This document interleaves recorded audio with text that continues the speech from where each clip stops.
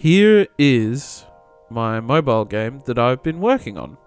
It's a casual sorting puzzle game that's all about sorting bags and making sure everything's organized and doing things in a very particular way. Because if you don't do it in a very particular way, things are definitely going to go wrong. It's been an interesting experience, just in many different ways, game development and difficulties doing game development. I've developed a lot of skills in making this game, making a mobile game, which has been it feels different. Because, in essence, this game, it's not necessarily designed to be the perfect, pristine, everything I could ever want out of making a game. It's not a dream game. It's not even necessarily, the game I want to make. But because of that, because, I haven't gotten lost in the source, where I find myself so focused on maybe the art, the art of creating the game. It's meant that there's a larger focus on trying to create something that is enjoyable and entertaining. And there have been parts of it where obviously, parts of me can get in the way, but on the whole, it's just been about targeting, understanding how do I fit what I have into an entertaining format for people to play. Something that's simple and understandable, but even that has been a difficult process to go through, because the game, what is being shown right now is the tutorial, and it's the only part of the game that currently exists. And part of the reason of that is because I had created other levels before, but I kept running into this issue where people just didn't understand how to play the game. It doesn't seem to quite have that intuitive nature that some other mobile games have, which is something that I now understand as an important part of how to make the game more accessible, I guess. And it's something that I know that I'm going to have to miss out on for this project, because it's just not feasible for it anymore. And a lot of the choices that I made at the start of the project were just not great. I started by developing some back-end technology. The game functions with online multiplayer, but in the end, most of what I've spent my time developing is just playing with a single player. And that online multiplayer took a decent amount of time, and I thought, I'll make this because I want to learn the technology and I want to have it and stuff like that. But in the end, I thought I'd just make the game around the technology, and when I did, it was just terrible. People didn't like it, they didn't get it, they weren't having fun, and I was really, really struggling. I didn't know how to make it that extra little bit better.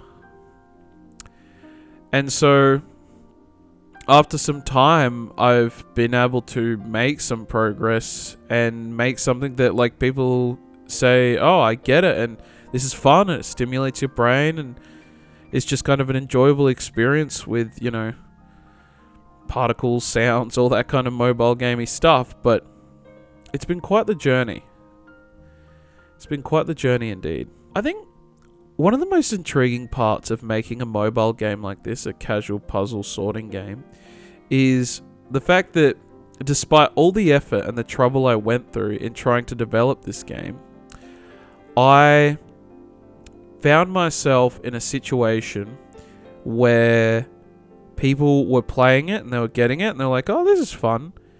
But it was such a middle of the road experience. I put in so much effort just to make it so it was fun and enjoyable, but at the end of the day, it's just a casual puzzle sorting mobile game. And so people are like, yeah, it's cool, I had fun playing it, but I'd rather play something more epic or something more interesting or engaging. A lot of people who play video games And this is the difficult thing, you get lots of people to test, but a lot of people that I get to test are, and crafting puzzles became a very difficult thing to do because they were very limited in what they could be. And I'm not saying that the multiplayer is the best solution ever, but it's the one I've gone with, and I'm sticking with it so I can get this game done. The main goal with this game, I originally was going to look at doing monetization, but as I got through the development and it was really, really slow, I realized that there wasn't space for it in this game, and so now I've had to pivot it to be more something that's like something that more advertises my skills and grows my familiarity with releasing a product. And so that's what I'm aiming to do with it. And it's been a good experience. Like a good experience to have, a necessary experience to have. In the journey of life, we all go through different parts, different moments. And as I made progress in personal development in prior time, this project has been like professional development and skills development in game development, which has been absolutely necessary because there's this realization of the limitation of what my skills actually were when trying to do this project, trying to do this solo dev stuff. I've come to realize what the difficulties and the walls are when it comes to going through a production cycle and all the different components of it, and just the unavoidable nature of having to shill out cash at some point. It just ends up being a necessary thing, because I could do it completely for free, but you always are doing a swip swap between money and time. And time equals money. So you're basically always just spending money, essentially. Because as much as I could spend the time learning art, then I actually delay creating the products that I'm looking to create, which is costing money because I'm not making anything that I can actually sell. So I might as well have just bought the art assets like I've done for this project. I like the idea of being able to say that I have a completed project on my belt. It's something that honestly, even when people go and do study and all this training into doing things like game development, so many of them can struggle to say that they have that. And there's definitely a component of the industry where it comes down to new people in the industry, unfortunately, live in a time where the jobs are scarce, but the amount of people looking for jobs are really like massive, numerous. So you have to do more than just study. You have to show that you can do things, and so part of that is making a game on your own time, or whatever it is that you plan on doing, but you've got to do your own things. It's not good enough to just say that you have the technical skills. The psychology of doing a mobile game is very, very interesting. See, you have this challenge when you try and create a product that is free, that has very low investment, where you need to be limiting the amount of friction that you give to your players early on so that they can understand why your game is fun and interesting. Whereas if you have a product that is paid for, then at the very least they've had the investment of like, I've spent $20, I want to have some fun with my $20, and so they'll give a little bit more leeway. But a mobile game doesn't necessarily have that. It's super duper important for things to be simple and intuitive to the player. Without that, there's just troubling friction.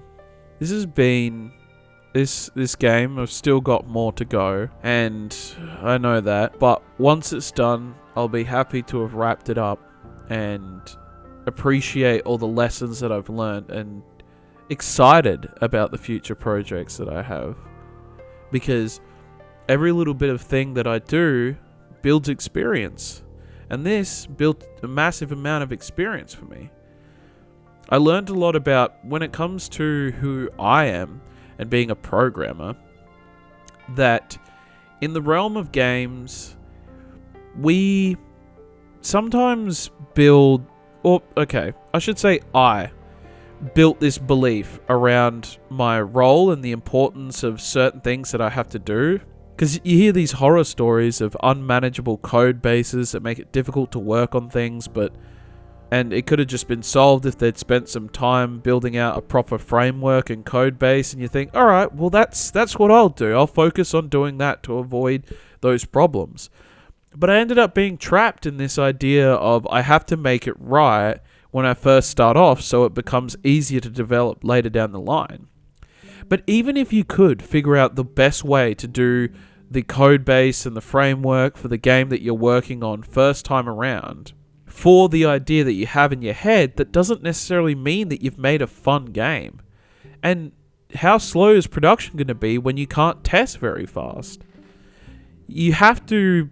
What those lessons really are, what they try to teach when you hear these horror stories of terrible code bases, is not that you should make sure that you have properly formatted code from the get-go, but you need to find the time to set yourself up for success down the line, to make a decision at a certain point that it has become too much of a mess to deal with what you've created, and that you must spend the time redoing things. And it has to be at a reasonable moment, a juncture that makes sense.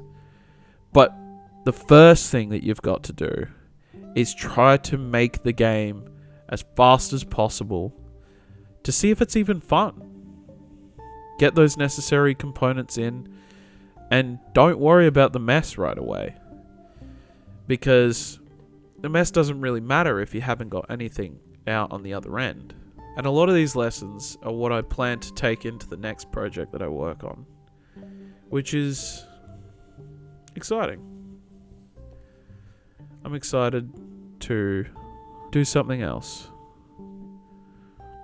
Put this one in the books as a completed project and take the lessons and move on.